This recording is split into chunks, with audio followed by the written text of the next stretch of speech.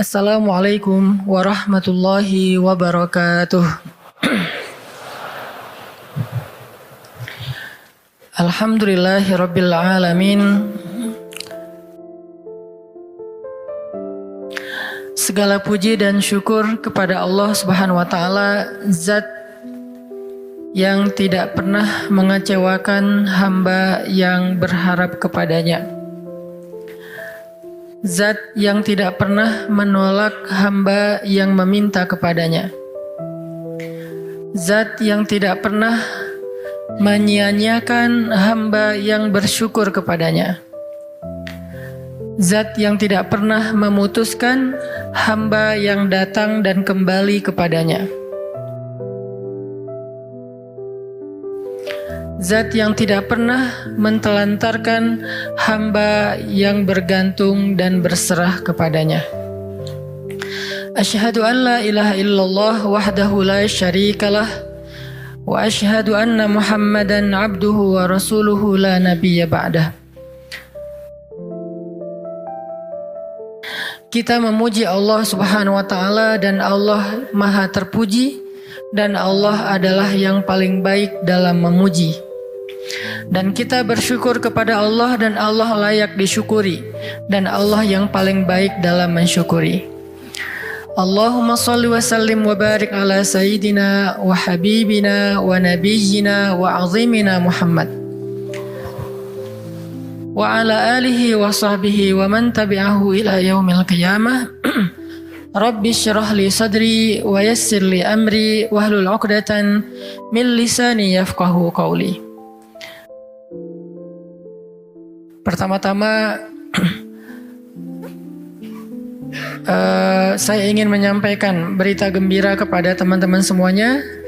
Berbahagialah untuk semua teman-teman yang tadi ketika mendengar nama Nabi disebutkan ikut berselawat kepada Nabi. Mudah-mudahan yang istiqomah dawam berselawat kepada Nabi setiap kali nama beliau disebutkan, maka insya Allah akan termasuk orang-orang yang mendapatkan syafaat Nabi nanti di yaumil akhir. Sesungguhnya dalam penciptaan langit dan bumi dan silih bergantinya malam dan siang, terdapat bukti-bukti kebesaran Allah bagi orang yang berakal, yaitu orang-orang yang selalu mengingat Allah dalam keadaan berdiri, duduk, ataupun dalam keadaan berbaring.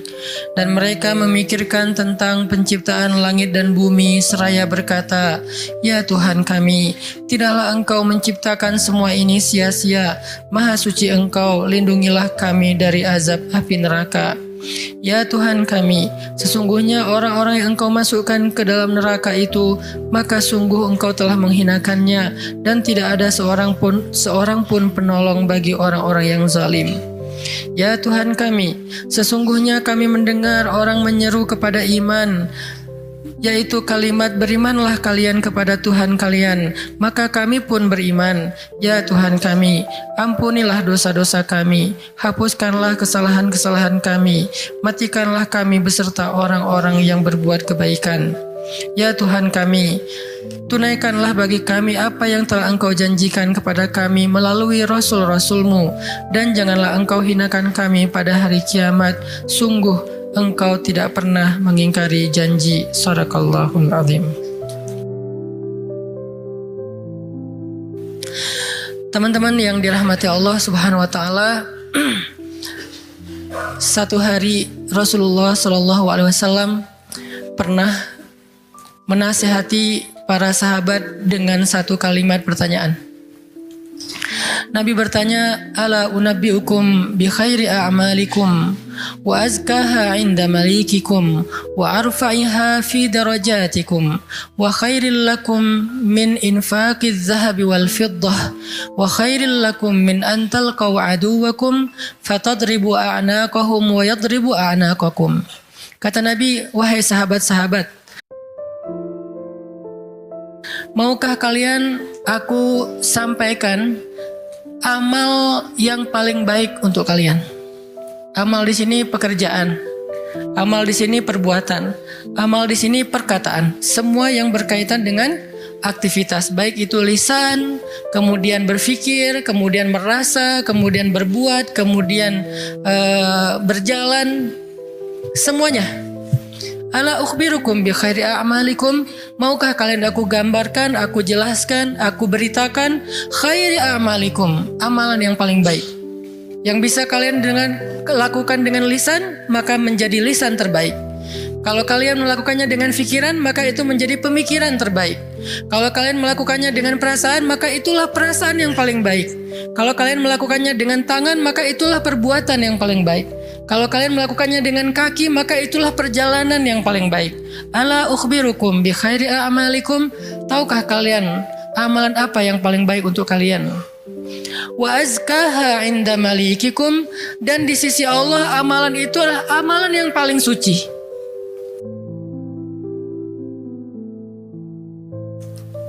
Arti yang paling suci tidak mungkin ditolak. Kadang-kadang kita berbuat sesuatu, ada yang diterima, ada yang ditolak ya. Karena innallaha thayyibun la yaqbalu illa thayyiba. Allah itu maha suci dan tidak menerima kecuali yang suci. Kadang-kadang kita mengucapkan kalimat sekian ratus kata, sebagian besarnya ditolak, hanya sebagian kecil saja diterima. Tapi amalan ini semuanya diterima. Kenapa? Wa azkaha inda malikikum, karena semuanya suci.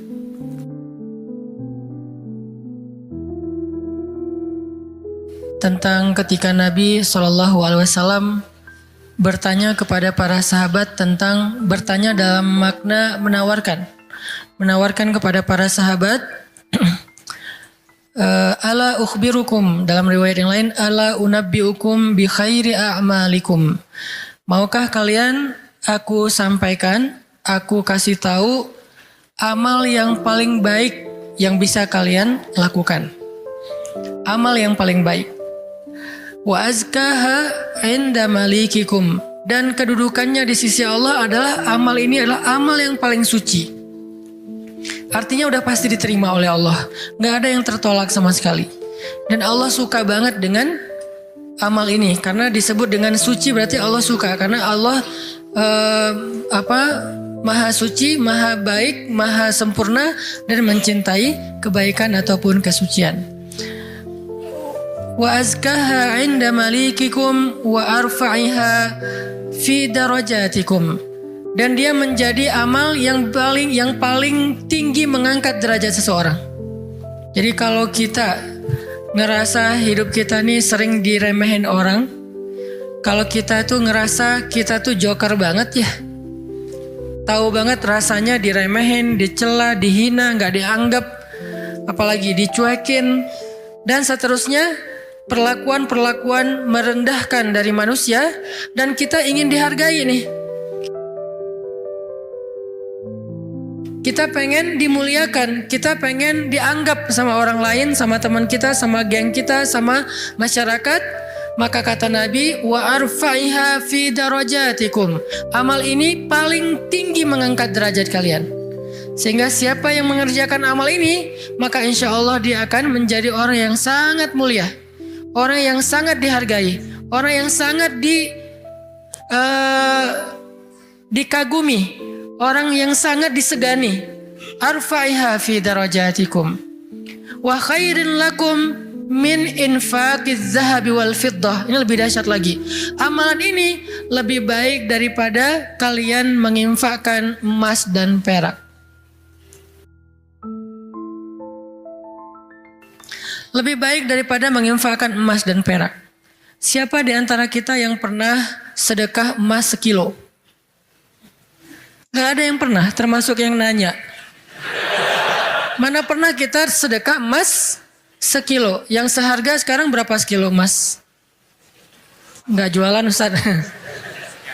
Berapa? Kurang lebih 700 juta? 600 ya? 600-an juta.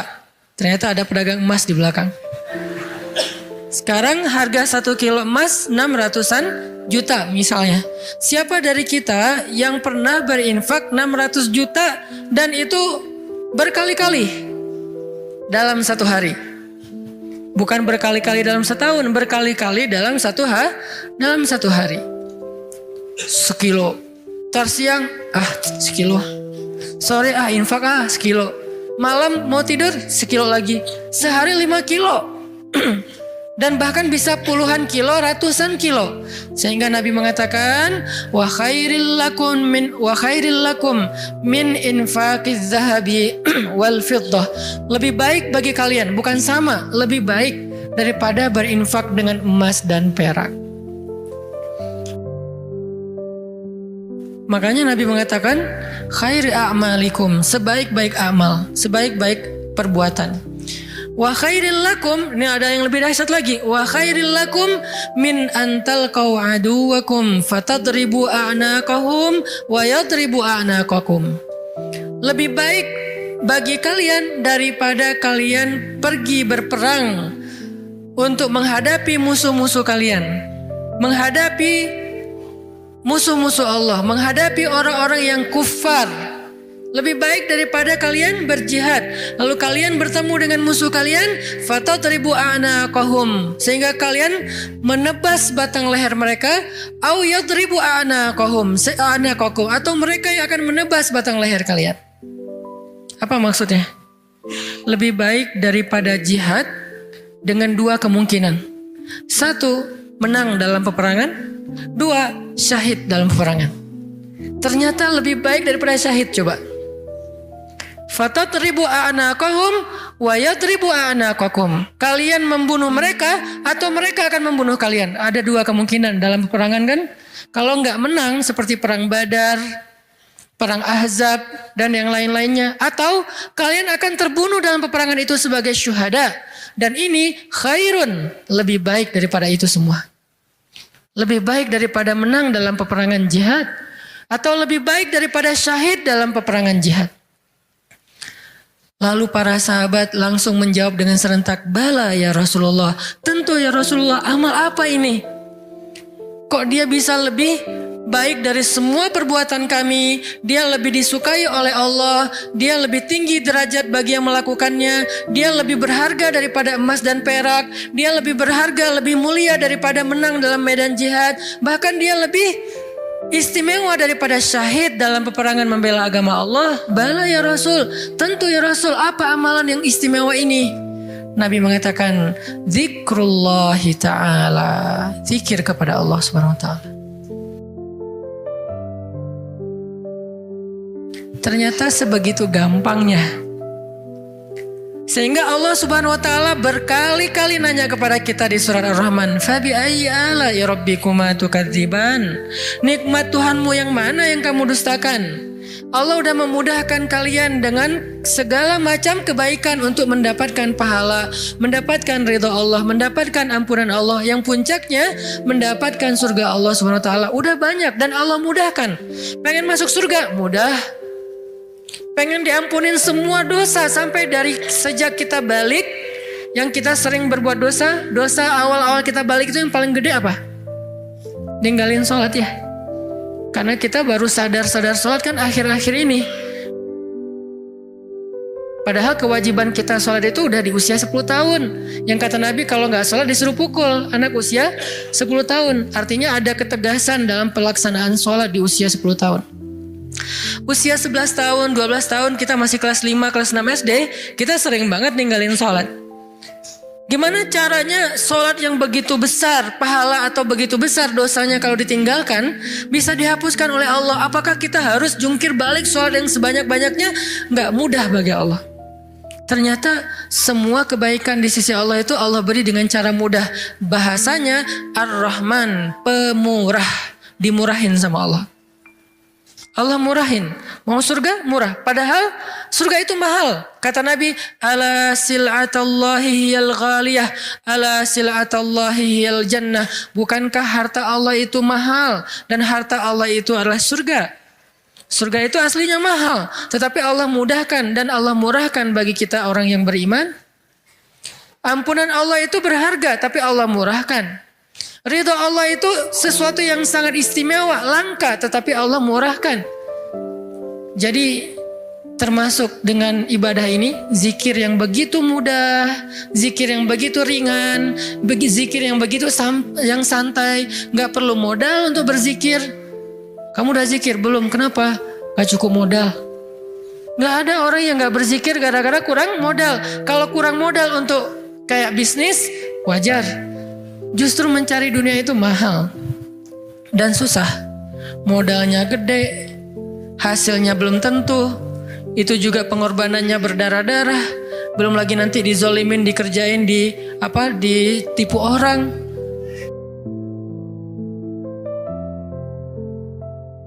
Setelah sekian lama baru dapat, udah tua. Itulah dunia. Susah banget ngedapetinnya. Ngerasain gak susah banget ngedapetin dunia? Ngedapetin dia, susah kan? Susah banget. Perjuangannya, ya Allah, luar biasa. Kok Ustaz bisa menjiwai sekali kalimat itu? Mengalami. Itulah dunia. Sedangkan apa yang Allah tawarkan di akhirat itu ringan. Tetapi kita, mungkin itulah kelemahan saya dan kita semua, bahwa memang kita lebih memilih yang susah, udah gitu berkeluh kesah, meninggalkan yang mudah dan mendustakan nikmat Allah. Kita pilih yang susah, pas udah capek berkeluh kesah. Ya Allah, kita nuduh Allah macam-macam. Padahal Allah udah ngasih yang paling mudah, tapi kita abaikan dan kita kufur kepada nikmat Allah. Jadi teman-teman yang dirahmati Allah, Nabi sendiri yang menawarkan kepada kita sekarang dalam hadis riwayat Hakim Tirmidzi dengan derajat yang sahih tadi. Ala unabbiukum ya syabab Bandung, maukah kalian aku berikan sebuah amalan wahai pemuda-pemuda Bandung? Apa itu? Amalan yang khairul lakum min infaqiz zahab, yang lebih baik daripada menginfakkan emas, lebih baik daripada mati syahid, walaupun syahid juga tetap mulia, lebih baik daripada menang dalam peperangan. Tentu kita akan menjawab seandainya kita ketemu dengan Nabi, bala ya Rasulullah, tentu ya Rasul, apa amal itu apa? Dan kita mengatakan bala bukan dengan kalimat cuek, bukan dengan kalimat boleh sih, apa nih Rasul, nggak gitu. Kita ngomongnya itu bala dalam bahasa Arab sesuatu yang kayak antusias banget. Kalau mereka nggak antusias, mereka nggak akan bilang bala.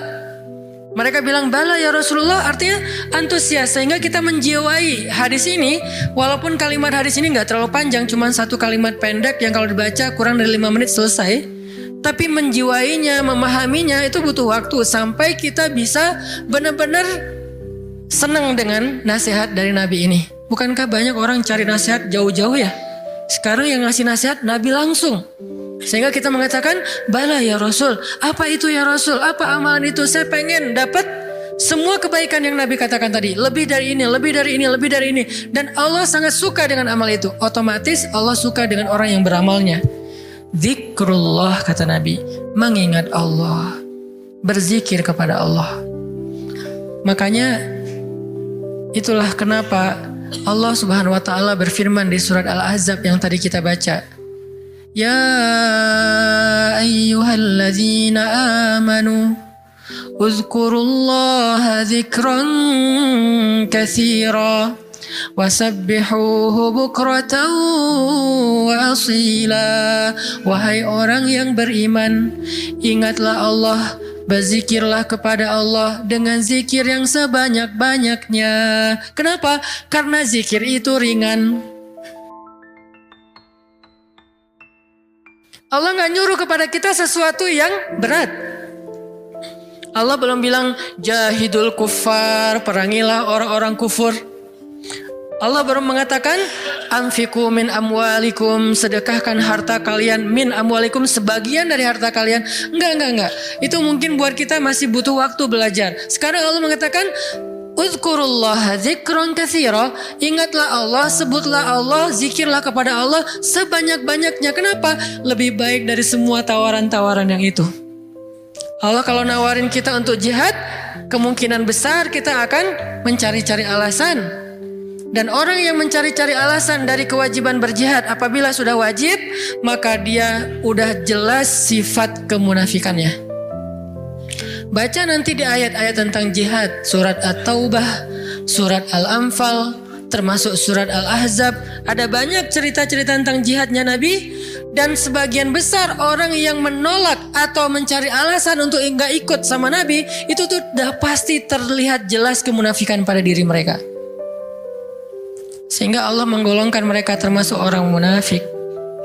Allah marah kepada mereka sehingga menyebutkan dengan kalimat kabura maqtan indallah. Allah marah sekali dengan kata-kata mereka. Di dalam surat yang lain dikatakan mereka itu termasuk orang-orang yang pendusta. Mereka bilang inna buyutana aurah, rumah kami sedang ada banyak masalah ya Rasul, mohon maaf kali ini gak bisa ikut. Yang lain mengatakan anak saya sakit ya Rasul, maaf gak bisa ikut. Yang lain mengatakan saya kurang enak badan ya Rasul, maaf gak bisa ikut. Semua alasan yang mereka katakan, Nabi hanya bilang ya sudah, ya sudah, ya sudah. Tapi Allah mengatakan aku tahu isi hati mereka dan mereka orang munafik. Berat soalnya perintah jihad itu berat. Alhamdulillah kita di Indonesia nggak ada kewajiban berjihad, soalnya penjajah kita sudah pergi dan diusir oleh para pahlawan kita. Coba kita masih hidup di zaman Belanda atau Jepang atau Portugis, maka kita semuanya wajib berjihad membela tanah air. Alhamdulillah udah merdeka, jadi kewajibannya bukan lagi jihad, lebih ringan dikit, dakwah. Tidak perlu mengangkat senjata, cukup kita mengajak kepada kebaikan. Karena seandainya perintah jihad itu muncul di tengah-tengah kita sekarang, kemungkinan besar kita akan mencari 1001 alasan. Ada alasannya saya masih kuliah lah. Ada yang alasannya saya belum nikah lah. Memang ada alasan gak bisa berjihad gara-gara belum nikah. Ustadz, nanti kalau saya syahid terus saya belum, statusnya masih jomblo gimana Ustadz?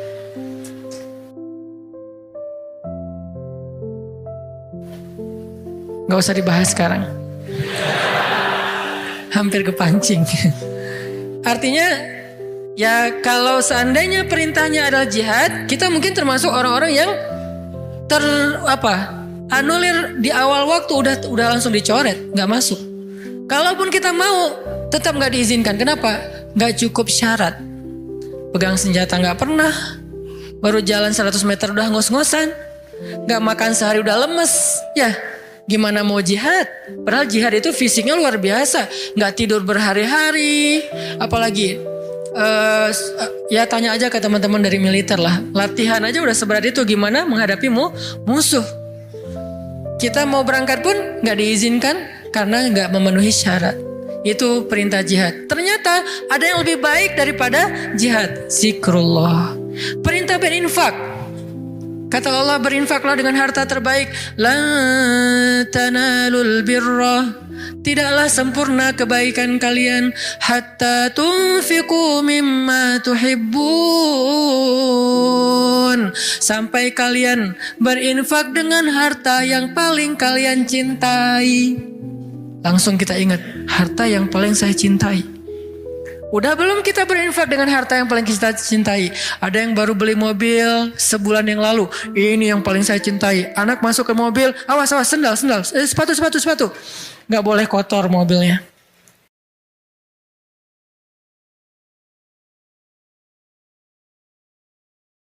Cewek baru beli misalnya kosmetik, infak kosmetik. Atau baru beli rumah dikasih sama suaminya, rumah baru banget, baru naik ke sofa, jangan-jangan ini kotor, sofanya dijaga nggak boleh kotor. Apalagi kita baru beli sesuatu yang paling berharga buat kita, harta yang sifatnya materi. Maka kata Allah, tidak sempurna infak kita sampai kita pernah, walaupun nggak apa-apa, nggak usah sering-sering, pernah menginfakkan harta yang paling kita cintai. Berat pasti. Karena infak kita itu baru harta yang sisa. Kelebihan harta, bahasa lembutnya. Kalau bahasa vulgarnya sisa. Infak makanan sisa. Infak pakaian sisa, giveaway. Apalagi infak uang sisa, receh. Jadi infak kita tuh masih infak sisa. Baik Ustadz, baik, tetapi belum sempurna. Karena ada derajat, ada tingkatan-tingkatan. Ada yang menginfakkan harta yang lebih, oke, sisa. Ada yang menginfakkan setengah hartanya. Ada yang menginfakkan yang paling dia cintai. Ada yang menginfakkan seluruh hartanya, yaitu Abu Bakar As-Siddiq. Kita level yang paling mencintai, yang paling dicintai aja belum sanggup. Lalu Nabi mengatakan, mau nggak kalian aku tawarkan yang lebih baik daripada infak harta yang paling kalian cintai? Lebih baik daripada memberikan mobil kesayangan kalian. Lebih baik daripada memberikan pakaian kesukaan kalian. Lebih baik daripada, saya kadang-kadang diminta kupluk aja. Ada teman-teman di luar kota misalnya, pas saya datang, Ustadz boleh minta kupluk Ustadz? Aduh ini warna kesukaan saya. Baru kupluk yang warna kesukaan aja kayak berat mau ngasih, hijau dan abu.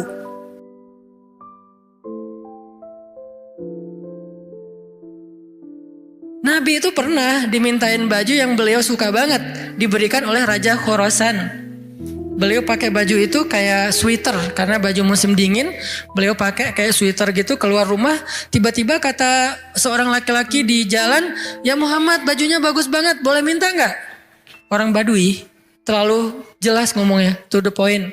Muhammad tuh bajunya bagus banget, boleh minta nggak? Nabi langsung senyum, kamu suka? Ya. Langsung dibuka sama Nabi, dikasih. Nabi pulang dalam keadaan gak pakai baju. Coba, dingin-dingin. Gak ada alasan, aduh saya lagi gak pakai daleman, dingin nih. Gimana ya? Gak pakai alasan, langsung ngasih. Nabi emang udah paling sempurna lah, udah gak usah dibandingkan. Jadi kalau bicara infak yang paling disukai, Nabi itu udah lewat lah. Kita baru baju aja, kupluk, topi, mikir.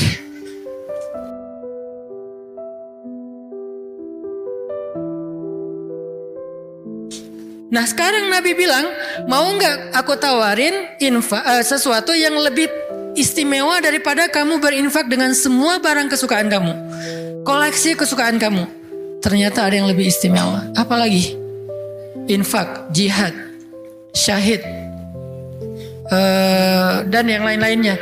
Nabi mengatakan, mau nggak yang lebih baik dari semua amal kalian? Tahajud, amal itu jamak. Tahajud, puasa Senin Kamis, infak, jihad, tilawah dan seterusnya. Apa ya Rasul? Zikrullah. Ternyata kita kira jawabannya bakal amal yang susah, amal yang berat, amal yang langka orang bisa ngelakuin. Ternyata amal yang ringan banget. Amal yang sepele banget. Tetapi itulah bukti bahwa Allah Rahman, Allah Maha Pemurah. Allah gak mau menyusahkan hambanya. Makanya berulang kali saya katakan ayat yuridullahu bikumul yusra wala yuridu bikumul usr. Allah tuh memang pengen mudahin kalian. Allah tuh gak suka menyusahkan kalian. Kita sendiri aja yang nyari kesusahan. Kita sendiri yang nyari ribet. Allah tuh carinya yang mudah-mudah aja buat kita. La yukallifullahu nafsan illa usaha. Sholat gak bisa berdiri, duduk. Gak bisa duduk, berbaring. Gak bisa tepat waktu, dijamak. Buru-buru, dikosor. Lupa, dikodok. Tapi jangan istiqomah. Setiap hari kodok subuh. Nah ini istiqomah. Ini artinya teman-teman, Allah tuh pengen memudahkan kita zikir. Tapi jangan mentang-mentang Allah memudahkan kebaikan untuk kita, lantas kebaikan itu jadi bernilai murah bagi kita. Enggak. Sesuatu yang mudah di sisi Allah tidak selalu murah. Itu kan mindset manusia ya. Yang mudah itu jadi murah kan. Yang susah itu jadi berharga mahal. Yang langka makin mahal, makin langka makin mahal. Allah enggak kayak gitu. Matematika Allah bukan makin langka makin mahal. Justru makin dekat kepada Allah, walaupun itu mudah, maka itu makin mahal. Sekedar mengatakan Masya Allah, itu tuh mahal banget. Sekedar mengatakan Bismillah, itu tuh mahal banget. Tapi mudah Ustadz, semua orang bisa lakuin. Gak apa-apa, karena ketika dia melakukan itu gak akan mengurangi hak kita. Itulah bedanya dunia dengan akhirat. Dunia kalau orang dapat, bagian kita berkurang. Akhirat orang dapat, bagian kita sama sekali tidak terganggu. Malah kalau orang dapatnya lewat kita, bagian kita bertambah. Kalau dunia susah hitung-hitungan kayak gini, karena memang kecil, direbutin rame-rame. Akhirat itu besar, direbutin sedikitan. Kata ulama, dunia itu nikmat yang sedikit direbutin rame-rame. Akhirat nikmat yang banyak direbutin sedikitan. Sehingga tidak akan pernah berkurang, apalagi menjadi persaingan yang tidak sehat. Zikrullah. Sehingga Allah mengatakan uzkurullaha zikran katsira. Ingatlah Allah sebanyak-banyaknya. Itu poin pertama teman-teman. Poin kedua,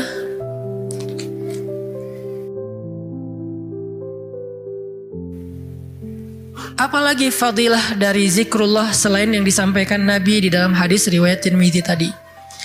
Apa sih yang kita dapat lagi kalau kita ingat Allah, kalau kita sebut Allah, mention Allah kalau bahasa sosmed? Ada orang nggak sepakat dengan istilah mention, emang Allah punya sosmed? Ini namanya tarjamah. Nge-mention Allah itu bahasa Inggris, kemudian jadi bahasa sosial media. Arti nge-mention apa? Menyebut atau memanggil atau apa namanya? Ya mention. Menyebut orang yang dimaksud gitu. Nah, kalau misalnya kita mention Allah dalam aktivitas kita, bismillah. Kan ringan kan? Itu udah zikir loh. Jangan berpikir zikir itu hanya sekedar subhanallah, subhanallah, subhanallah, subhanallah. Enggak. Zikir itu yang disebut dengan qiyaman, wa qu'udan, wa ala junubihim, dalam keadaan berdiri, dalam keadaan duduk, dalam keadaan berbaring. Maksud dari ayat itu tuh total dari daily life kehidupan kita, itu kita bisa zikir sama Allah. Dengan minimal mention Allah dalam setiap aktivitas kita. Memulainya bismillah. Menyudahinya alhamdulillah. Di antara keduanya kita bisa bilang masya Allah, kita bisa bilang subhanallah, kita bisa bilang Allahu Akbar, kita bisa bilang la haula wala quwata illa billah, kita bisa bilang innalillah. Tetapi awal dan akhirnya bismillah alhamdulillah. Kita bisa bilang a'udzubillah. Banyak kalimat. Ustadz, saya nggak hafal banyak zikir-zikir yang panjang. Itu adalah pertanyaan Bilal. Ya Rasulullah, saya nggak punya dandana. Dandana itu wirid kalau bahasa pesantren.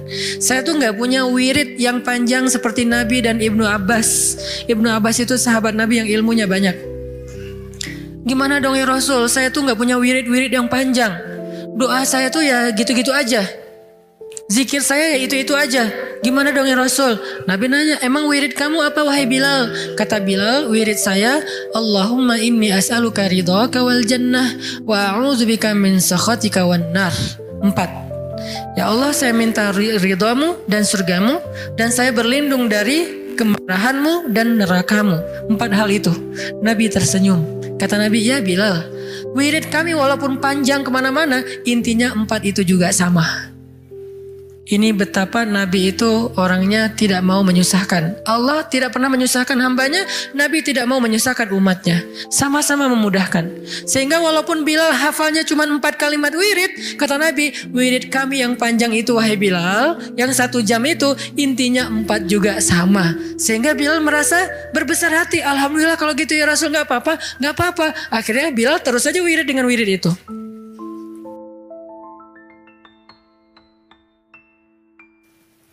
Wiridnya Muaz misalnya, Allahumma a'inni ala zikrika wa syukrika wa husni ibadatik. Udah selesai. Siapa lagi? Wiridnya sahabat yang tidak disebutkan namanya tetapi dia dapat banyak kebaikan. La hawla wala quwata illa billah. Ringan banget. La haula wala quwata illa billah. Ringan sekali untuk diucapkan. Ada lagi yang lebih ringan. Subhanallahi wa bihamdih. Atau dibalik. Subhanallahil wa bihamdi subhanallahil azim, atau dibalik subhanallahil azim wa bihamdi.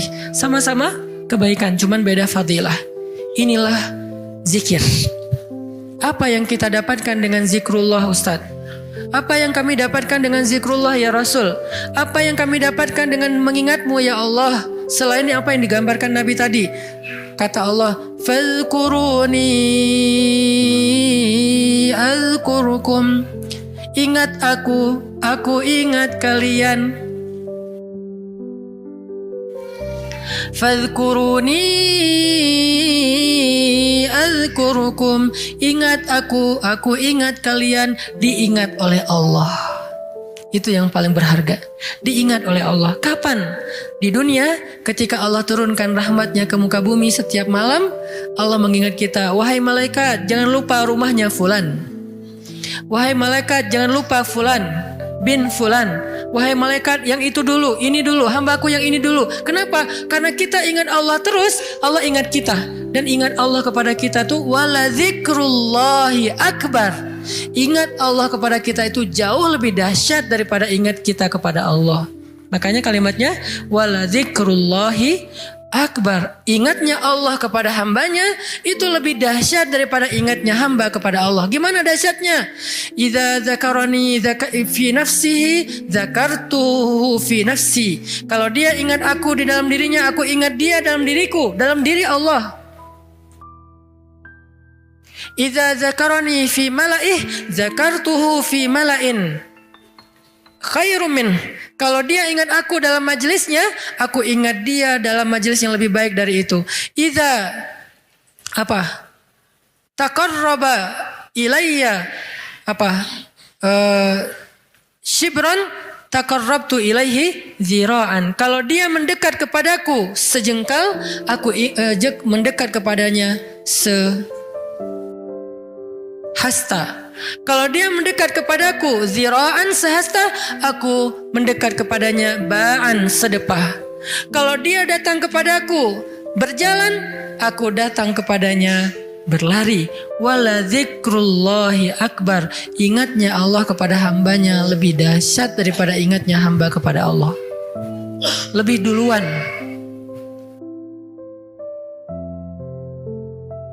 Makanya kalau kita spontan ingat Allah, Masya Allah, ini nikmat dari Allah. Allah juga akan spontan lebih dahsyat dari itu ingat kita. Nih hambaku, nih hambaku, nih hambaku. Sehingga ketika Allah punya hadiah untuk hamba-hambanya di muka bumi, kita duluan yang diingat. Kesini dulu sebelum yang lain. Kenapa? Fadhkuruni adzkurkum. Ingat aku ingat kalian. Itu satu. Nanti di padang mahsyar Allah juga akan mengingat kita di antara sekian miliar hamba-hambanya, jin dan manusia. Kok bisa Allah manggil nama kita? Waladzikrullahi akbar. Allah itu gak pernah lupa. Allah mengingat kita lebih dahsyat. Sehingga tiba-tiba di padang mahsyar nama kita dipanggil Allah. Fulan bin Fulan. Labbaika ya Rabbi. Saya ya Allah, ada apa ya Allah? Langsung Allah datangkan kendaraan cahaya, kita dijemput oleh malaikat dengan keadaan tersenyum, kemudian kita dibawa di bawah zilalur rahman, naungan Allah yang maha rahmat.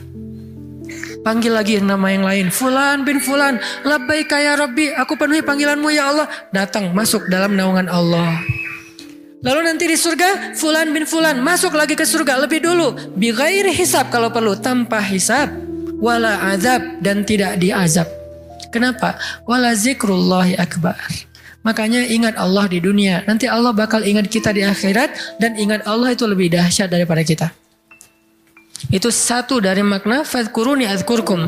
Makna yang lain kata ulama tafsir dari kalimat fadhkuruni adzkurkum, ingat aku ingat kalian, maksudnya ingatlah aku ketika kalian senang, nanti aku juga akan ingat kalian ketika kalian susah. Itu tafsir kan banyak ya, dan semuanya insya Allah ada argumentasi ilmiah dan dalil.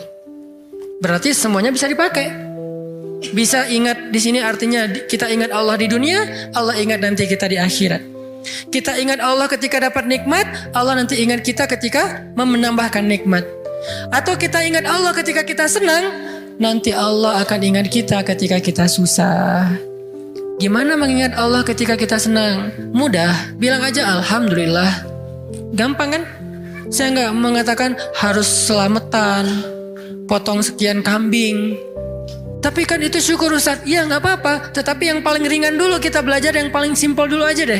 Biar kita nggak beralasan susah Ustaz untuk mengingat Allah ketika kita senang. Harus manggil anak yatim, harus bikin selamatan di rumah, riweh.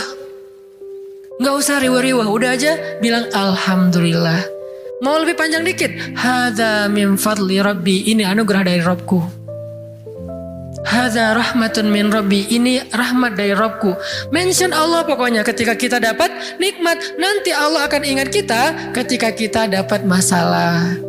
Ada masalah, Allah langsung, hambaku ada apa? Allah langsung ingat kita. Dulu kamu ingat aku ketika aku kasih nikmat. Sekarang kalau kamu ada masalah, aku akan ingat kamu dan membantu kamu dalam menyelesaikan masalah. Fadhkuruni adzkurkum. Itu janji Allah untuk orang yang berzikir. Semudah itu kita melakukannya. Dan sedahsyat itu balasan Allah kepada kita. Sehingga pertanyaan yang paling sederhana, kenapa kita malas berzikir?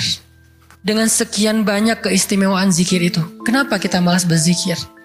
Kenapa kita lebih bisa ngucapin banyak diksi, banyak kalimat, banyak kata, tetapi di dalam kalimat dan diksi-diksi kita yang banyak itu hampir nggak ada kata Allah. Kok bisa? Giliran menyebutkan nama Allah katanya berat. Giliran menyebutkan sekian banyak diksi, kadang-kadang diksinya itu sampai kita tuh artikulasinya nggak jelas, saking bahasanya nggak biasa kita ucapin, tapi kita berusaha biar terkesan ilmiah. Ya, kan ada orang yang kalau ngomong tuh pengen ngeluarin kata-kata ilmiah yang susah kan. Dia hafal-hafal kalimatnya. Kadang-kadang dia kayak pakai bahasa Inggris biar terkesan kayak educated gitu. Actually. Apalagi. Kayak gitu-gitulah. Dia mencoba untuk mengucapkan kalimat itu seprononnya native speaker. Biar terkesan dia tuh kayak apa? Kayak orang ilmiah banget, orangnya educated banget. Kalau dia teks, dia pakai teks itu walaupun sering salah huruf misalnya ya. Berusaha kan? Kok mampu gitu. Sedangkan mengucapkan Allah, itu tuh prononnya gak perlu harus fasih-fasih amat. Kalaupun kita salah mengucapkan, Allah jadi Allah. Karena mungkin kita gak terbiasa mengucapkan lafzul jalal dengan tafkhim. Tetap Allah faham. La tahzan, jangan berkecil hati. Allah faham. Karena lafzul jalalah dari kata Allah ini mau digimana-gimanain juga tetap bermakna Allah. Alif lam lam ha. Hilangin alifnya, tinggal lillah. Artinya milik Allah. Hilangin lam pertamanya, bacanya lahu, milik dia, yaitu Allah.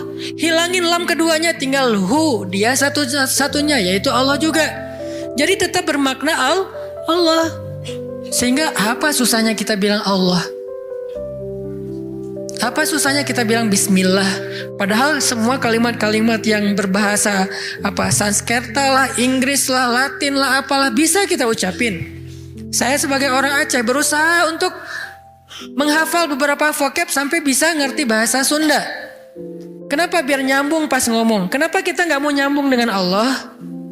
Kalau saya pakai ngeluarin diksi-diksi nyundanya kan jadi kesannya kayak nyambung, akrab. Itu kan bahasa cara kita mengakrabi diri dengan orang-orang yang kita ajak bicara. Kalau kita ngomong dengan orang Jawa, kita mencoba untuk semedok-medoknya biar agak natif Jawa. Kenapa? Karena pengen akrab kan dengan mereka. Kenapa sih kita susah banget mau akrab sama Allah? Sekedar mengatakan bismillah, insya Allah, masya Allah, alhamdulillah. Ringan banget sehingga kita akrab sama Allah. Sebagaimana kita akrab dengan hamba Allah. Dan kita merasa kalau akrab dengan seseorang, kita akan dapat kebaikan dari orang itu. Minimal penerimaan publik.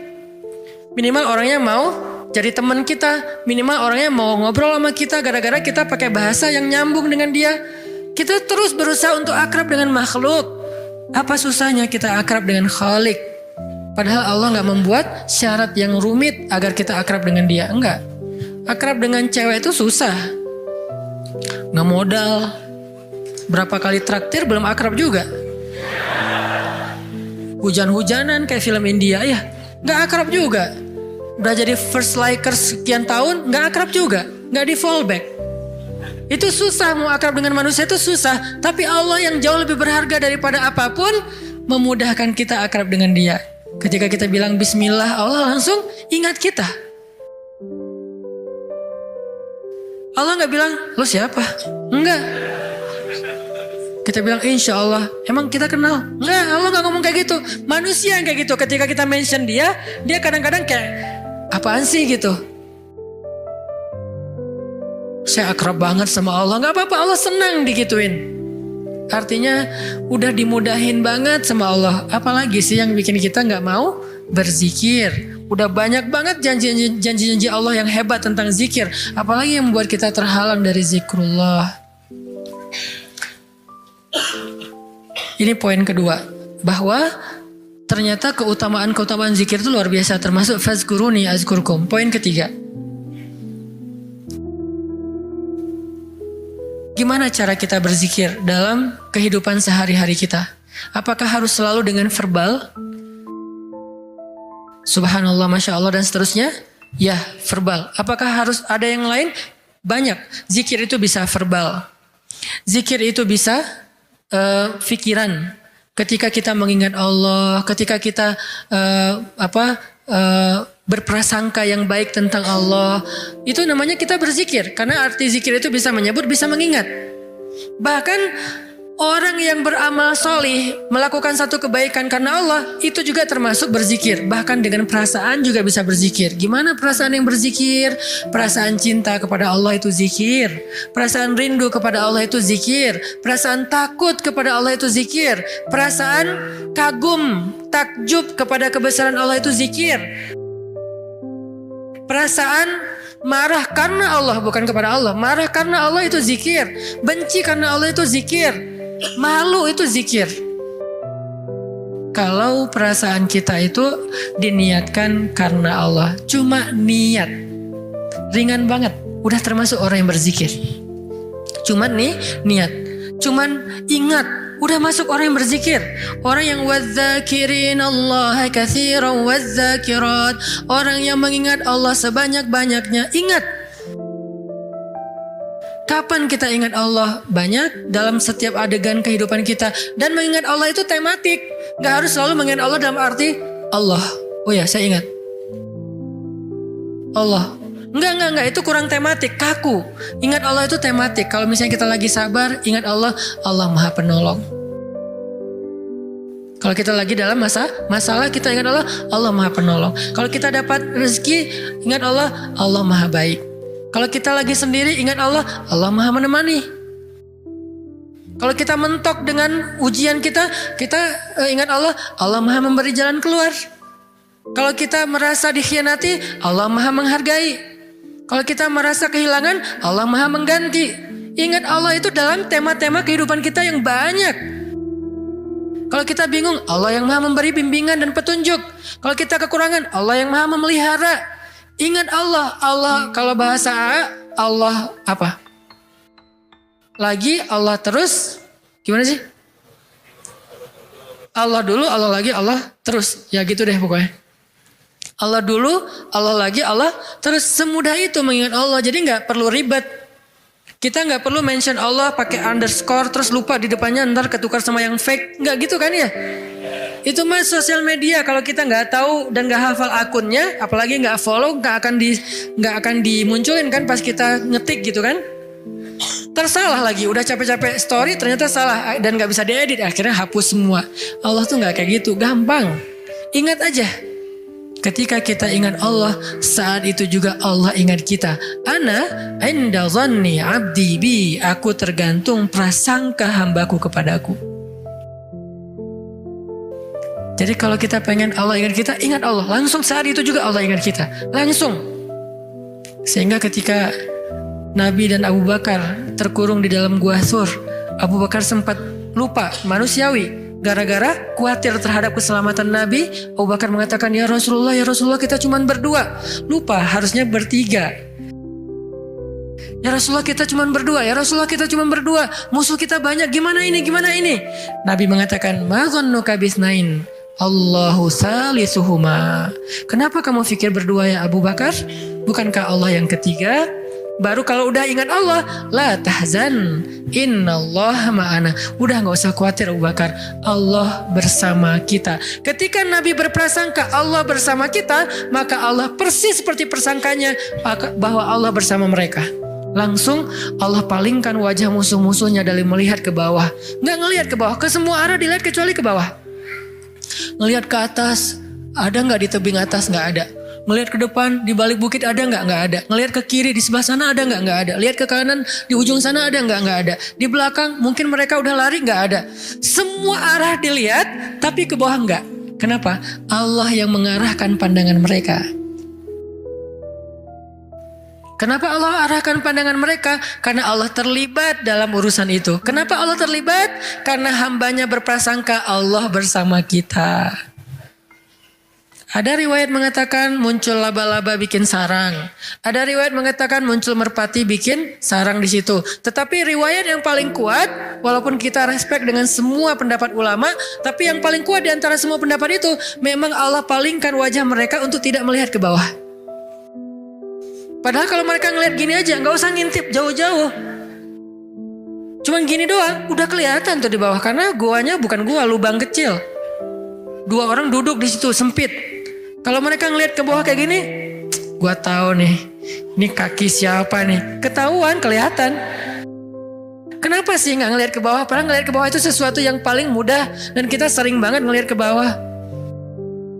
Tapi di waktu itu benar-benar nggak kelihatan ke bawah. Semua ngelihat muter sampai mereka munyer, sampai mereka pusing. Tapi ke bawah nggak. Luar biasa ya. Berarti Allah bersama Nabi dan Abu Bakar. Kenapa? Karena Nabi mengatakan Allah bersama kita.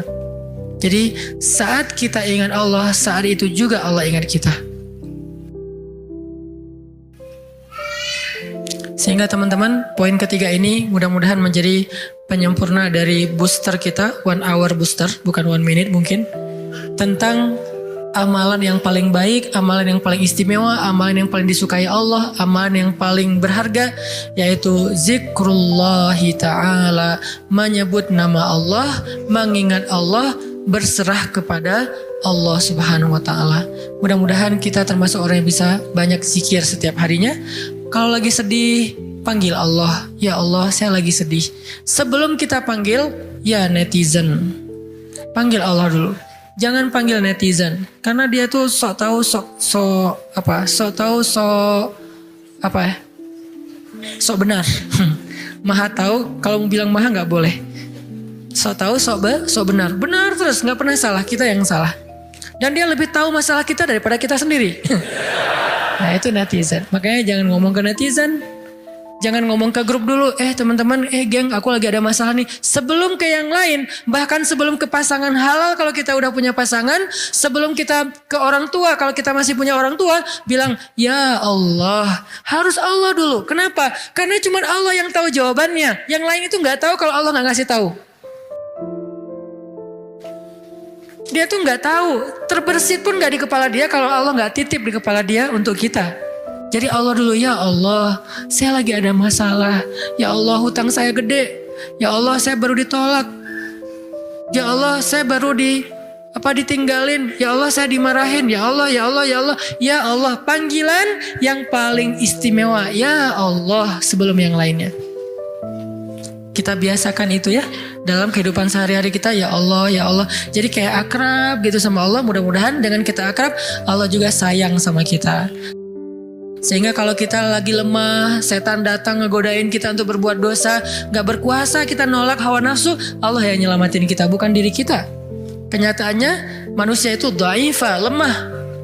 Lalu datang setan ngegoda-godain kita kayak berat banget, gak mampu, Allah yang akan nolongin kita. Hampir tergelincir ke jurang neraka, Allah yang nyelamatin kita, narik kita. Hampir meninggalkan kewajiban, malas-malasan, Allah yang nguatin kita. Kalau Allah sayang sama kita. Mudah-mudahan mulai malam ini kita menjadi orang yang dzakirunallaha katsiran wadzakirat. Orang yang mengingat Allah laki-laki dan perempuan dengan sebanyak-banyaknya, sehingga kita mendapatkan semua yang Allah dan Rasulullah janjikan lewat ayat dan hadis-hadisnya. Sebelum kita tutup, marilah sama-sama kita membaca dan mengirimkan Al-Fatihah untuk saudara-saudara kita atau orang-orang tua kita yang mungkin yang baru dapat musibah. Mudah-mudahan Allah Subhanahu wa ta'ala mengangkat musibahnya, menyembuhkan sakitnya, mengampuni dosanya, merahmati arwahnya, dan Allah jadikan kita termasuk hamba-hambanya yang bersabar. Ala hadhihi niyyah as-shalihah bisirril Fatihah. Alhamdulillah.